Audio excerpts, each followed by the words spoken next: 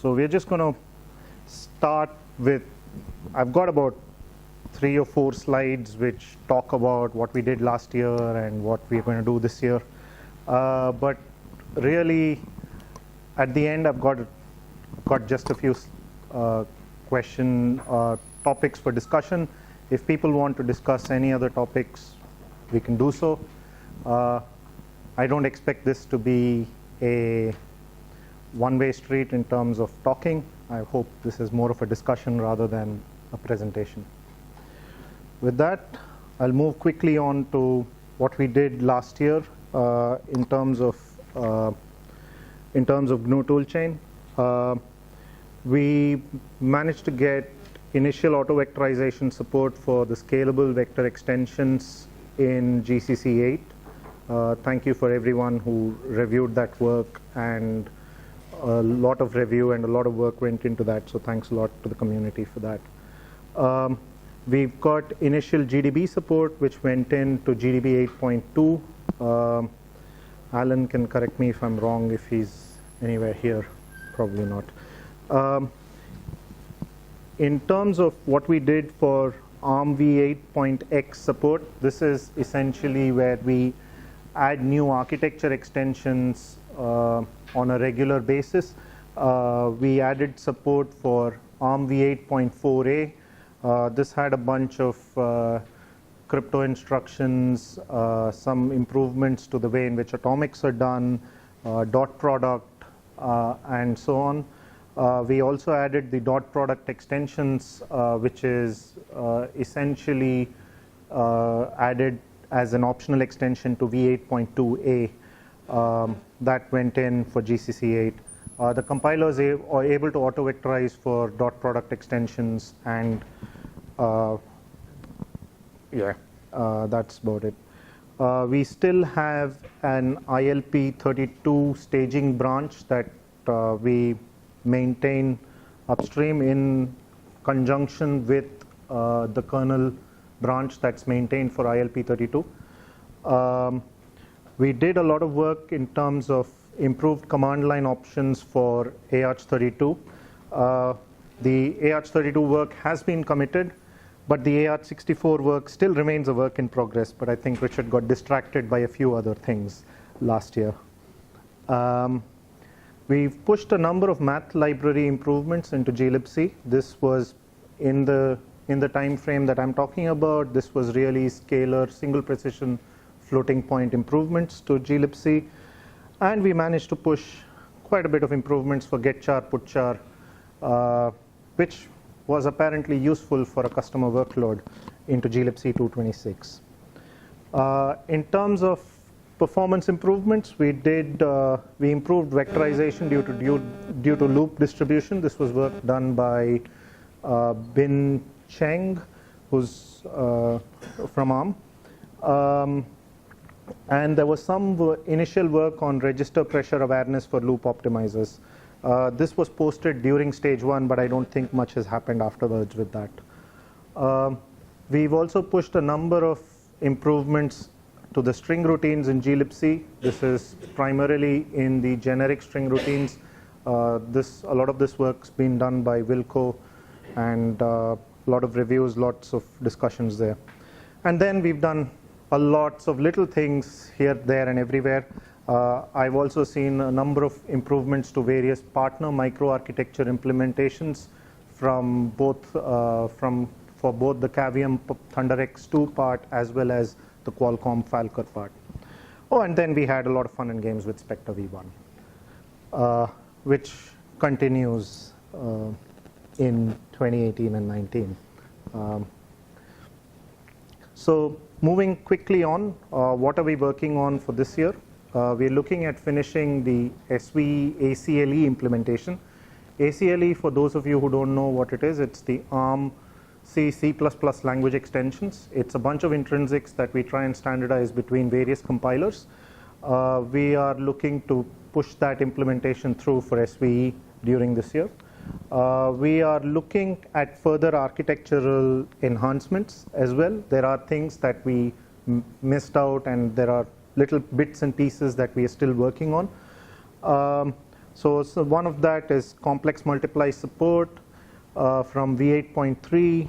There's some work going to happen on 8.4 atomics, and in terms of 8.3a with what we call return address signing, we are looking to provide an alternative signing key, which is the B key. We have implemented signing with what we call the A key in the architecture. Spectre V1 mitigation, Richard's pushed a whole bunch of patches into trunk. What we would like to think about is whether some of these patches can be backported to the FSF8 release branch, and what other work can be done in this area, because this is a common problem across all the architectures. We have a number of performance enhancements that we're working on. All of this gets discussed upstream with relevant patches and test cases, and obviously the benchmarks.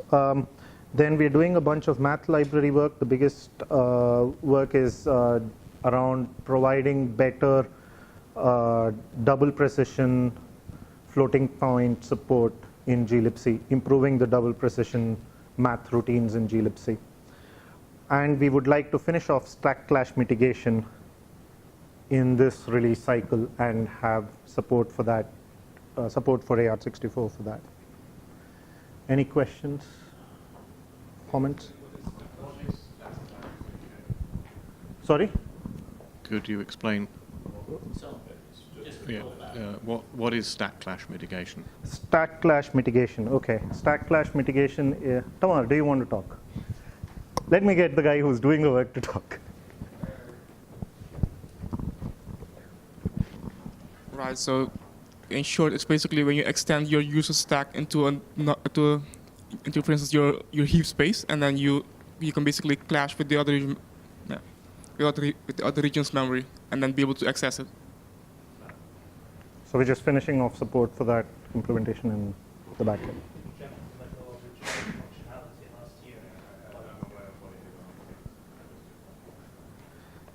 Okay.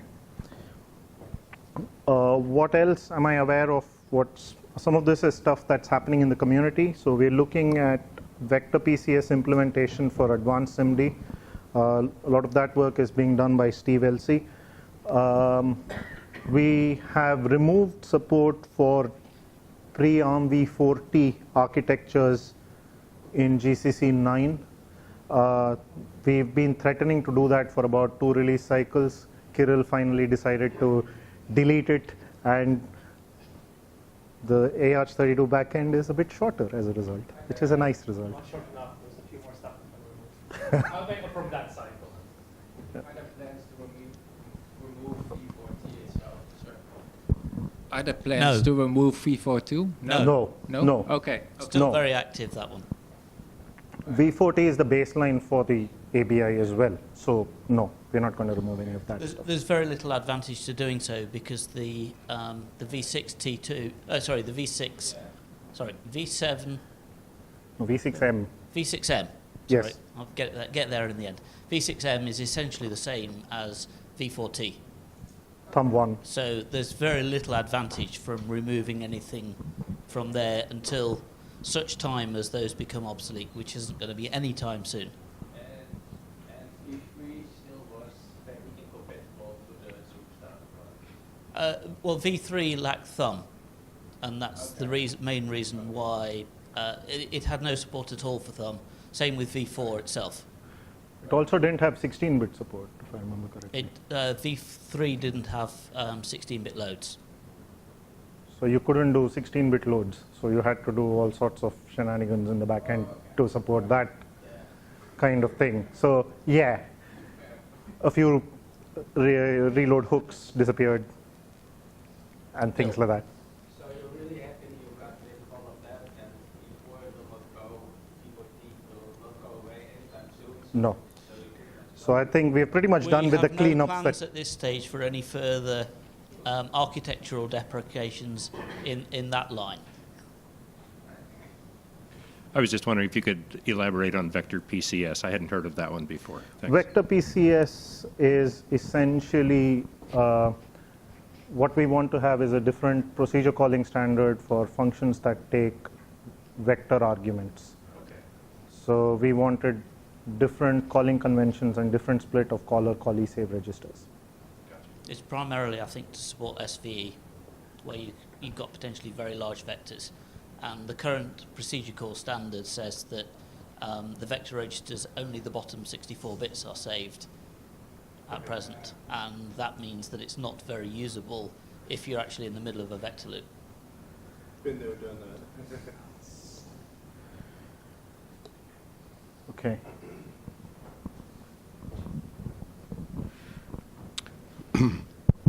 ABI 32. What goes on? What are Do your you mean plans? ILP 32? Hmm? Do you mean ILP 32? Yes, yes, ILP 32 for AArch64.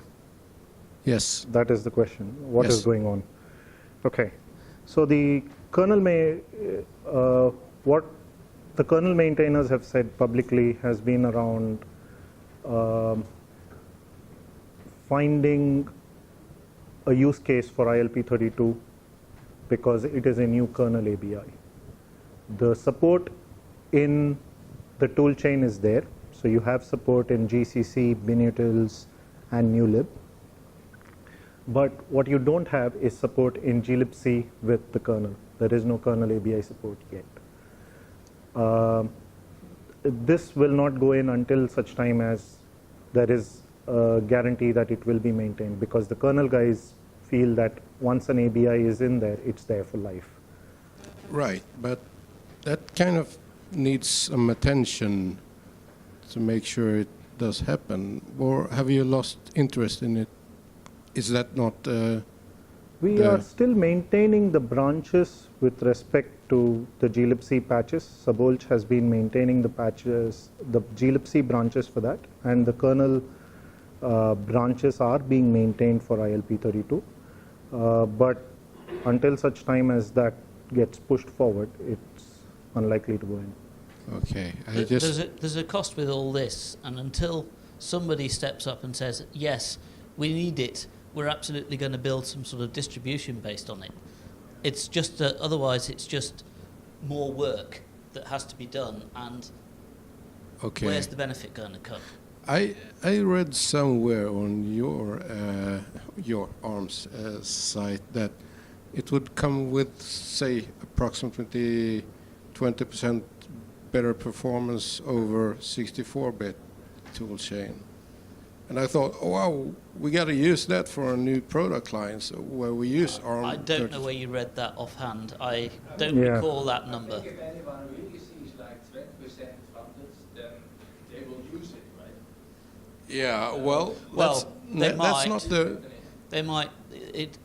It's not likely to happen until a distro wants to pick it up and ship Yes. it.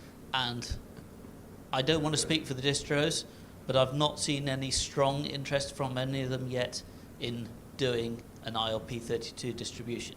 Right, and since I'm not a distro, I'm not going to put that interest in it. But as a user, I'll say we'd like to use that, but above all, above performance, we need stability. So as long as there hasn't been, like, say, 2 years of stability with that particular configuration, then we can't really use it. So I thought, It's a chicken and egg thing, I agree. Nobody is prepared to put in the work to do the final loop of bootstrapping the thing and proving that the whole ABI is complete and correct. And yeah, it's there. Somebody needs to go validate it. ARM is not probably going to do that on it just off for the goodness of the world, unless there's a business benefit. okay, so no news. Okay, thank you. No news.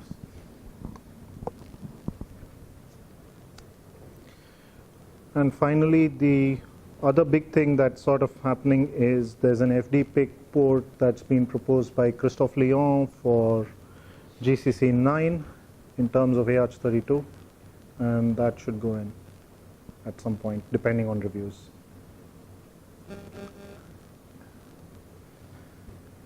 So that sort of covers the plans we had for this year. I haven't covered everybody's plans in great detail, but a lot of this stuff happens pretty much on the list. Yeah. Do you have any benchmarking data you can share about these architectures? Speak up. So do you? I barely heard you. You could turn it on, I think. It's confusing. Yeah. Do you have any benchmark data? Because I remember last year you had some, I think Prague, as I recall. Benchmark. Benchmark data for what? For- Do we have any benchmark data? No, I don't have any Generally benchmark speaking, data. it would be nice to be able to put up lots of charts that says, oh, this is all so much better. Szabolc's talk is going to have some benchmark data for his improvements in the floating point operations. Go and see his talk. That's when probably that's one. on. The other one that I can say is probably Hammer went up a bit in the orders of tens of percent from Spec 2006. So yeah. So sort of summarize some of the performance we saw in the GNU toolchain and a blog post earlier in the year. Things like Spec 2017, we saw about 1.5 to 2% overall on one of our microarchitectures. And on Spec FP, we saw some bigger gains on the order of 5% overall, mostly thanks to the single precision math library routines, but also to improvements like loop optimizers and stuff like that. Since then, for the GCC9 timeframe and the appropriate glibc development, we've seen some improvement. We've had some improvements in integer vectorization, so x264 from int8. So we taught it to vectorize the vector ceiling, the vector average instructions, that form, which turns out it's in one of the hot loops. We also taught it to do the vector sum of absolute differences. So between those, we've seen a bit more than 10% on x264. And depending on what microarchitecture feature is used, what the microarchitecture does, we've seen closer to 1.5 to 2% on the int rate so far. And we expect to see some gains from the, as I said, Szabolc's math routines, double precision ones. So, sorry, it's not a graph, so I'm just kind of reciting them.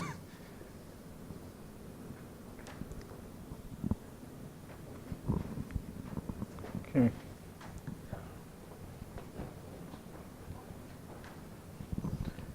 So I just put in, okay, another question. Yeah. Yes. So the improvements you presented here are mostly related to performance. Do you have also plans for work more related to embedded target, namely more code size or features in probably NeoLib or in the binutils to help better support for people working on such targets? We don't have any. I don't have anything specific to share. No, we don't have it. Well, he's the author of FTPIC.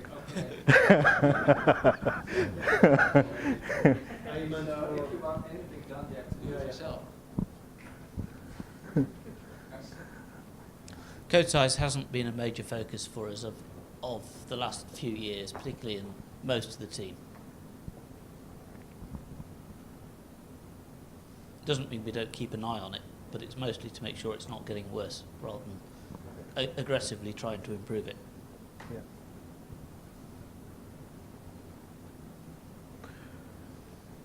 So maybe a question for more a wider audience, but would new features in binutils, for instance, be welcome to help people working on applications without an OS? I know that some other proprietary targets provide some features to help place variables in some region to make it easier to work with the linker features, etc. Do you think proposing equivalent options would be welcome in the community, or? I think there is no reason why you cannot propose that. It would probably be better to discuss the feature ahead of time before actually spending a lot of time implementing it. Sure. But there should be no reason to have that discussion in the appropriate mailing lists. And if the work is, I mean, the normal rules of upstream development hold in this, whether if the feature is good and it's sensible and it's well implemented, well tested, and it's going to be maintained, it's probably going to go in. So. And you're not expecting somebody else to do it for you. So yeah, that's probably as best as I can answer that one. Okay, so I was thinking about topics that I'd put up for discussion, but it was pretty weak. So what do you guys want to talk about? Or we have about 35 minutes. 35 minutes to go. So either we can talk about something on this list, or we can pick up a topic that's fantastic that people want to bring up, like the score in the cricket right now, or whatever else. They'll be asking what cricket is. Right. No, I'm too tired, jet lagged for that, train lagged for that.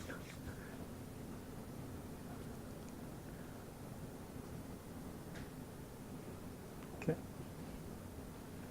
So I guess I started with a couple of things, which was around atomics and probably 8.3 based point assigning work. There was something around vector PCS implementations, if we wanted to discuss SVE and lazy binding and the issues we've been finding with that. But I'm guessing that the conversations have already happened, so.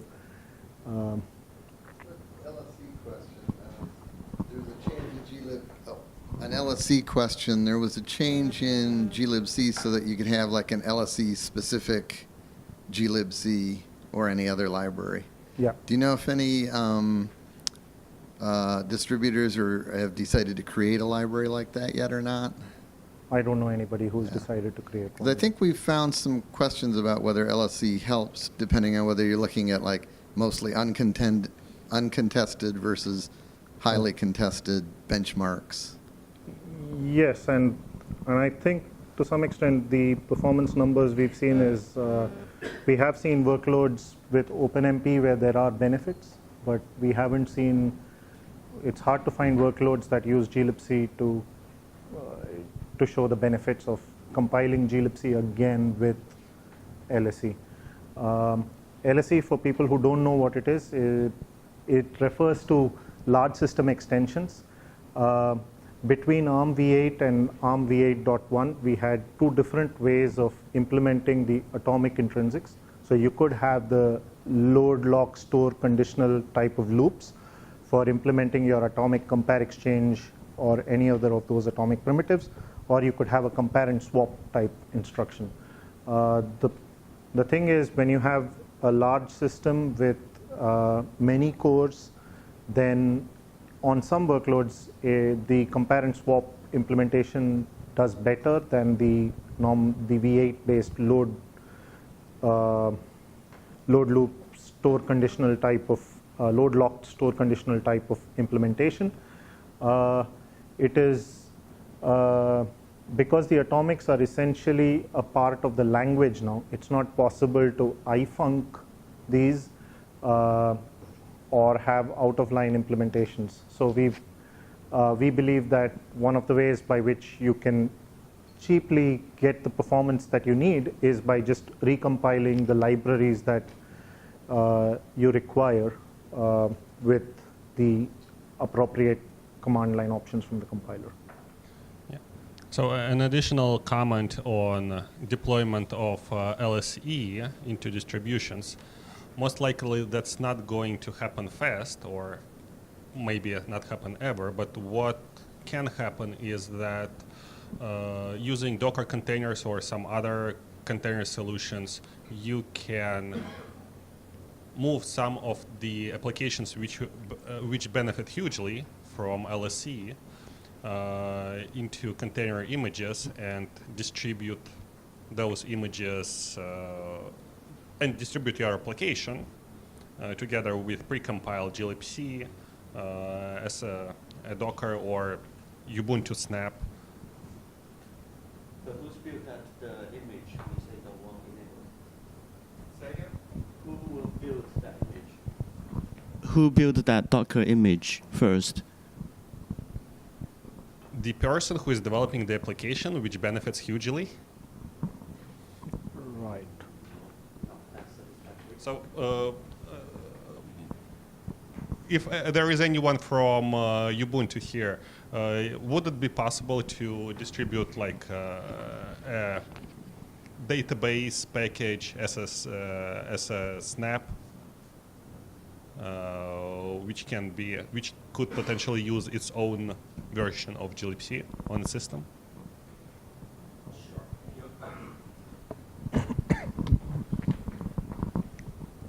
So in principle, yes, but so I'm not sure if you can currently build LSE, or well, certainly you can build LSE code, but if you can run LSE code on our built environment.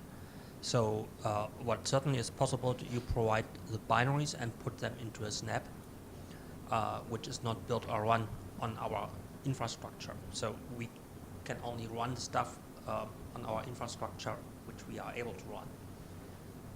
So same, we couldn't run Power 9 code currently on our built infrastructure.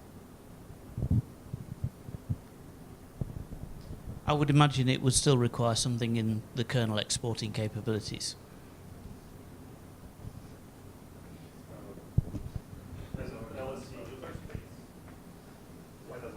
I think it would have to set the feature bits, but that's probably already done. Yeah. Just for the record, I'd still like my have LSE macro.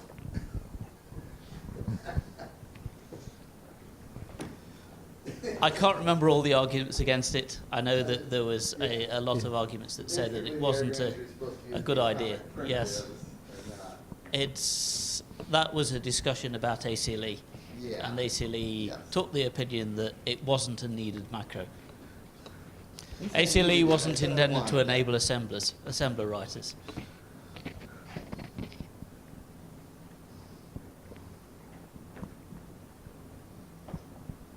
Richard. Before we leave atomics, not LSE related, I'd like to put in a request for the 128-bit compare and swap primitives being added to the compiler.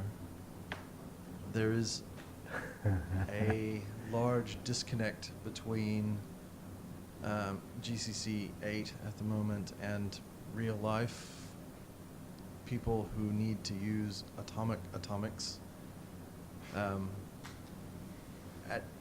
But if at least the ARM backend can match the x86-64 backend, that would be awesome. So I believe the answer to that is it's an ABI break. Of course it is, but... And therefore, to some extent, it's out of our hands. No, it's not. Okay. So the current state of affairs for x86-64 is that while we used to have _atomic compare and exchange 16, it has been removed from GCC 7, forcing users to the library so that, so that atomic read can have a lock where atomic compare and exchange did not necessarily need one. However, the old style _sync compare and exchange 16 still exists and is therefore usable by people who have complete control over their environment and know what they're doing. I would like the same level of support from AArch64, because otherwise I'm just going to inline it with assembly, but, you know, that's ugly. I hear what you say. I'm afraid I don't have an answer at the minute, and I'm not sufficiently familiar with all the intimate details of the different APIs that exist to make a concrete proposal at the moment. So the Do we have a so the electronics origin. expert? Well, I'll probably have to Wing it. bring it a bit, but I've looked at. So the problem we have is that atomic load 16 would require a store. Correct. On base ARM v8. Yes. And we've had this discussion, and I thought the x86 decision was that you didn't want to implement atomic load 16 with a store because users could have marked that region as read-only. Yes. And given that any such implementation requires a write, it's not possible to put that in generically. Right, but that applies to the double underscore atomic API, but not the old double underscore sync.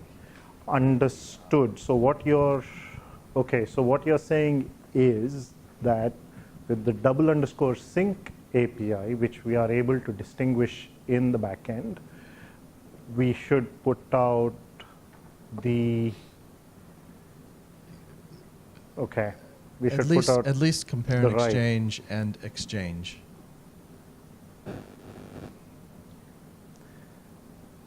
How do we manage the ABI break? Because that's the bit that. But there's no ABI break. You're merely filling in missing portions that should have been filled in before of the double underscore sync.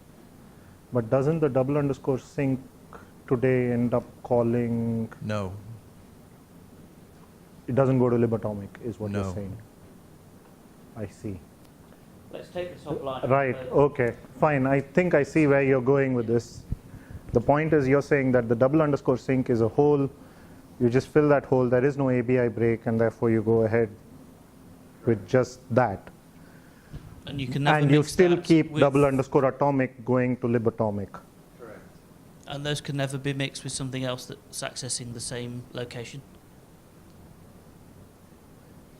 You can't mix double underscore atomic and double underscore sync. Yes, might be a good idea. Correct. Correct. You cannot mix double underscore atomic and double underscore sync. Functions. However, there are system applications that need this sort of thing. So, Let's have this discussion offline and try Okay. and come up with something that's concrete. Okay. Okay. I think I can see where you're going. Okay.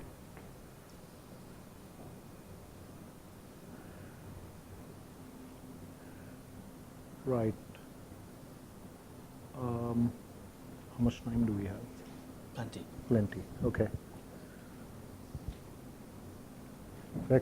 Vector PCS implementation. Well, not a topic, but a question, and forgive me if it's one that's answered in recent releases, but I understand as of GCC 7, ACLE 2.0 was not fully supported, I think outside of CRE stuff. Is there a time frame for ACLE 2.0 support? We're still working on it. It just ends up being a long chain of stuff that's. I've assumed as much at this point. Yeah, but if there are specific things that you find that you need, and if you file bug reports for that, then it could end up getting prioritized. I'm not making any promises. Okay, but that would be the... That would be a way of attracting attention. Okay, I see. So we've tried to drop the version numbers from ACLE and move it into a set of features that are more independent of each other. It proved pretty much impractical to implement the entirety of ACLE in every environment, and it doesn't make sense. Some of them are for purely embedded environments. So by moving into features, we can define feature predefines to indicate which bits have been done. Just to clarify, I come from a purely embedded environment. Fair enough, yes, but then you can tell whether a particular environment has been, or sub-feature has been added. So we should make a checklist. Yes. All right. Trying to do the lot would be nigh on impossible. If there are specific bits of it, then we can look at that, or we can get, invite contributions from the community. Yeah, there are bits which will probably never go into GCC for AArch32 because we'll have discussions about the qubit, for example, as Tejas. I'm looking at the guy who's been most scarred by that. So we won't do it. So.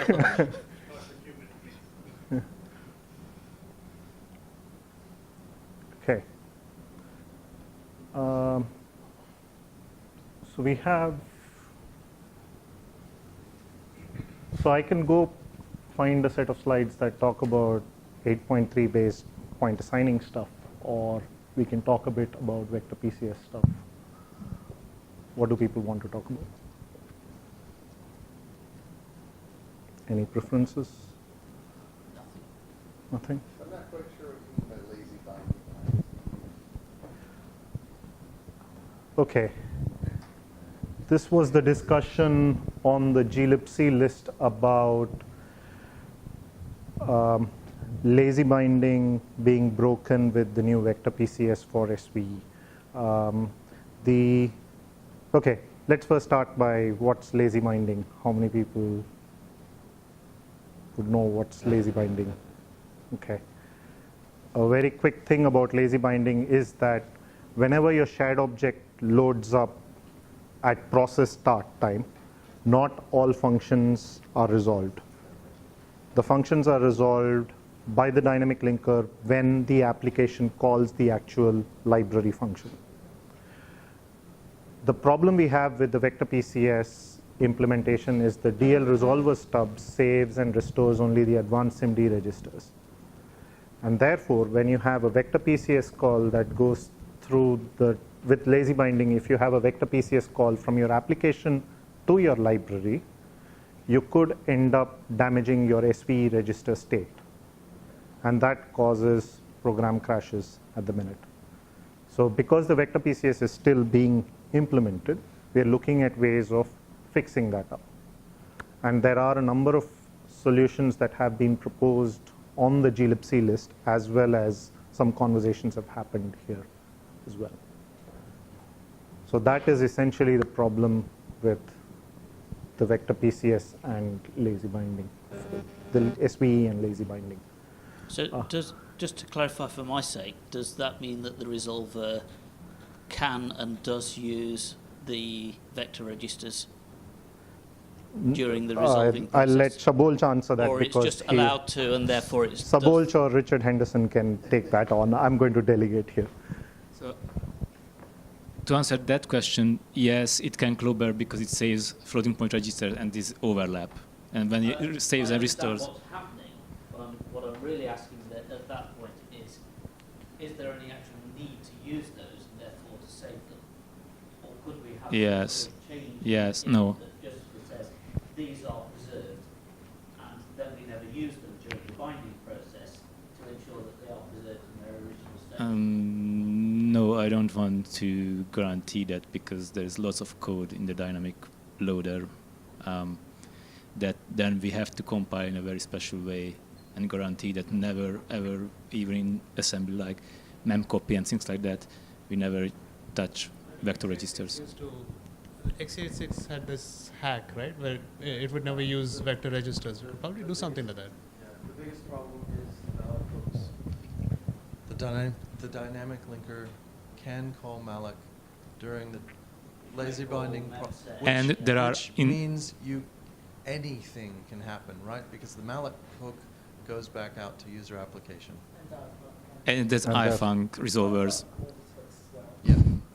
So no, but actually I think I have now a fairly good idea how I want to solve this. So it's probably not worth discussing here further because I talked to Carlos and Florian about the ideas that I had how to fix this up, and I think that will work. Sorry. Just completely disabling lazy binding is out of the question. That's a valid workaround for now, but you don't want to require everybody to disable lazy binding. Right. It's you don't want that you're trying to find something better now. That's what you're doing now. Well, the workaround. I think we'd end up having to mark binaries if that was the only solution. You'd have to mark a binary which essentially told the dynamic linker, you must bind this early, even if you've got lazy binding turned on. And if you're looking at it from the distribution perspective, I believe Fedora packages are built with lazy binding disabled. They're all bind now. I'm not sure if that's the case with Ubuntu though. What is that? Are you sure? Because that's part of the default RPM. Possibly. Well, there's the normal dynamic binding, and then there's DL opening, which may be different. Right.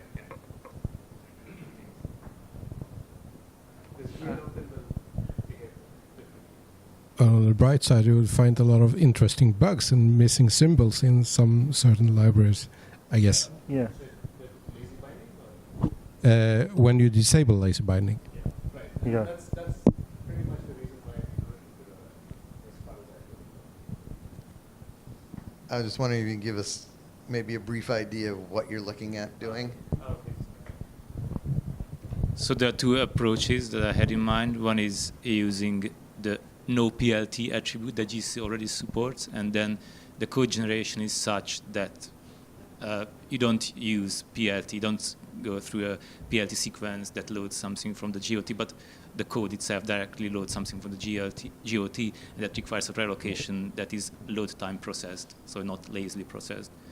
And the other is just introduce a new relocation type that you still have the PLT, but the relocation type is not the standard jump slots relocation, but a relocation type that says to the dynamic linker that resolved it at load time and not lazily.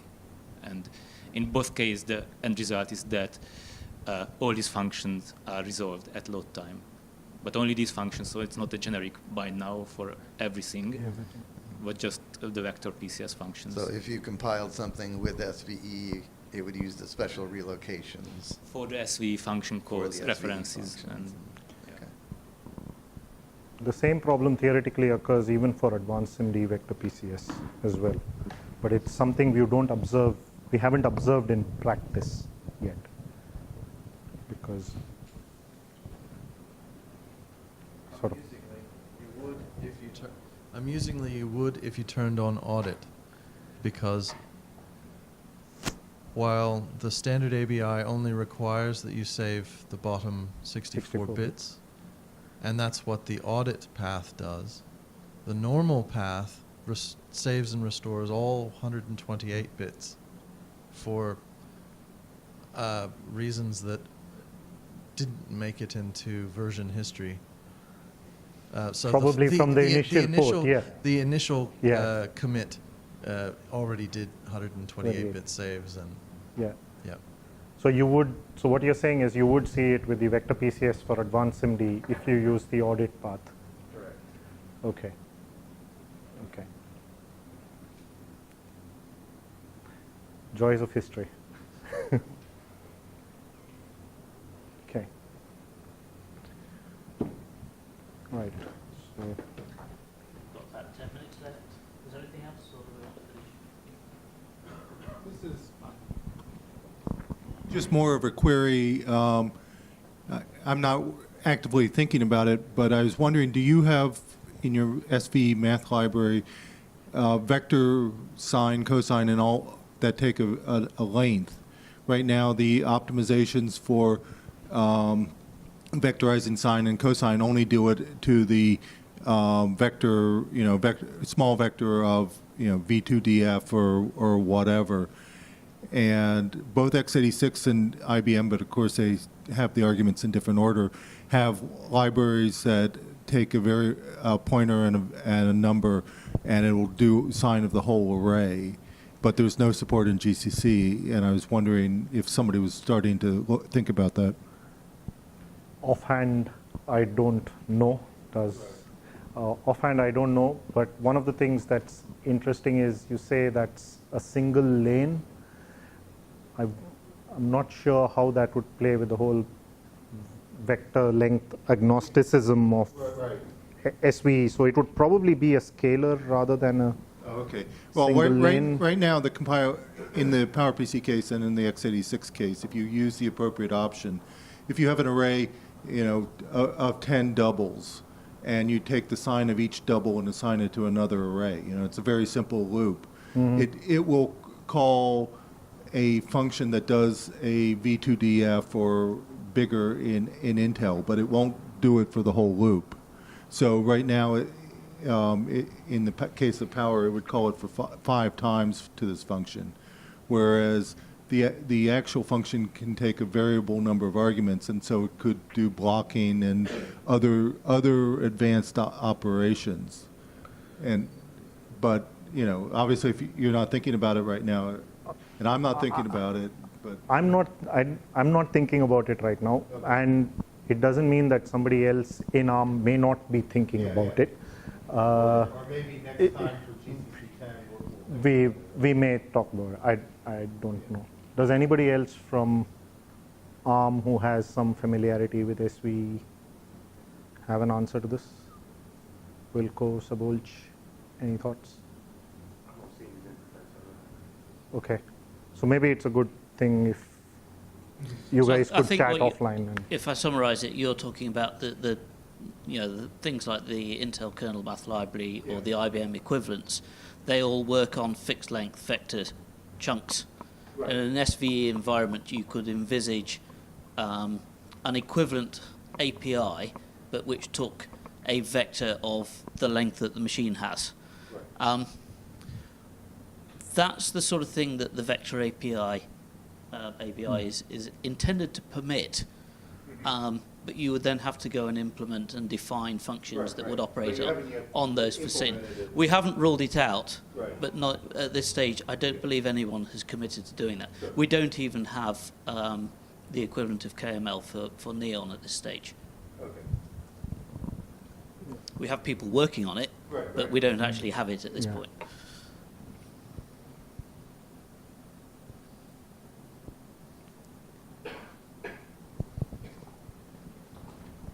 Within ARM, when we're optimizing for performance, we usually target things like spec. And one thing we're trying to figure out is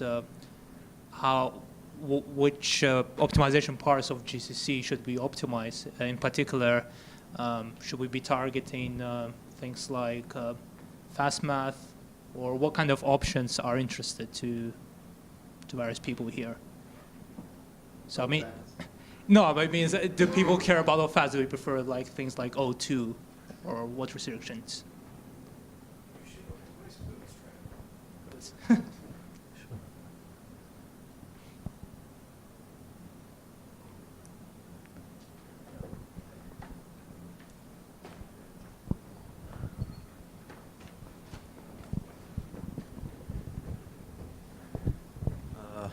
I guess the most frequently used case, -02, of course, but -03 also interesting.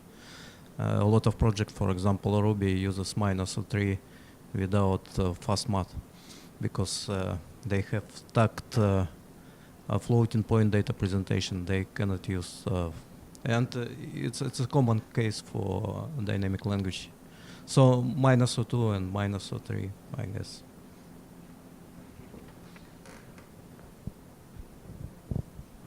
So I think -03 will probably not do much vectorization of floating point. Well,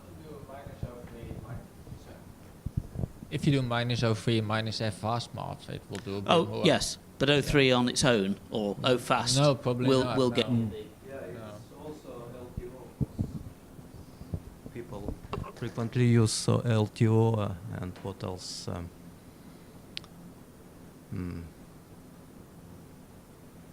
Actually, I don't remember. Okay. LTO.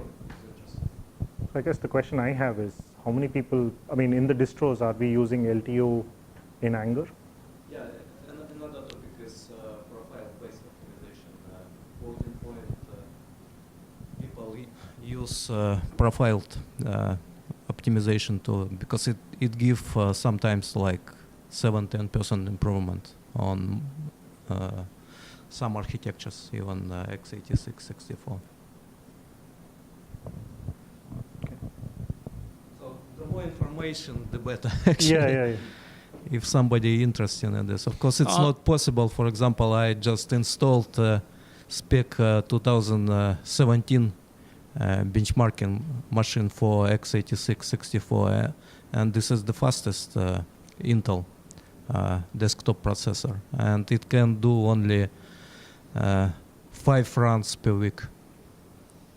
Are any of the distros using sort of auto FDO type optimizations to get in the field profiles back? No, I don't know about the distribution, but some application use LTO. Some people, for them it's important, of course, performance should be important. Simply not all applications are interested in performance. Some interested more in, even on desktop, in space optimization.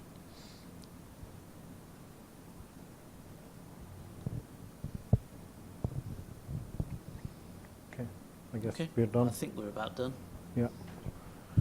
Okay. If there are no Thank other you, everyone. questions, thanks. Mm. I think. I'll be around for the rest of the weekend. Ramana, I'm afraid, is only here today, so. Yeah. Right. Okay.